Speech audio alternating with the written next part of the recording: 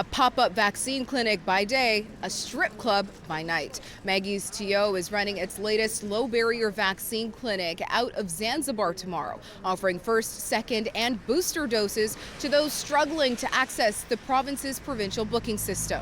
We don't require any form of ID, health card, no proof of address or anything like that. And we really prioritize sex workers, folks that maybe don't have documentation, and others who have really struggled to access vaccines through the booking system.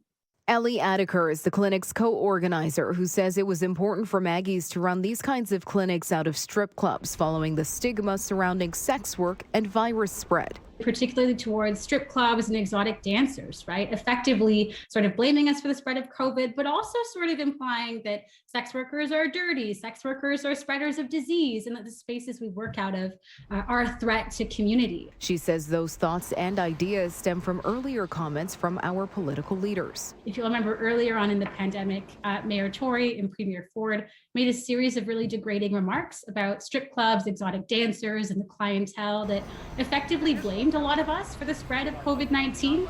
Which is why Adeker says it was important for Maggie's to step up and respond to some of the devastation seen as a result of the pandemic, but to also highlight their spaces and communities.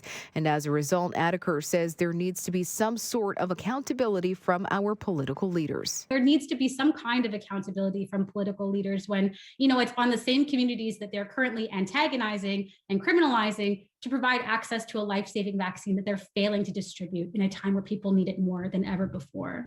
Maggie's TO says to date they've put shots into the arms of over 2,500 people. Now tomorrow's clinic runs from 10 a.m. to 6 p.m. at 359 Yonge Street. No appointment is necessary. For City News, I'm Rhianne Campbell.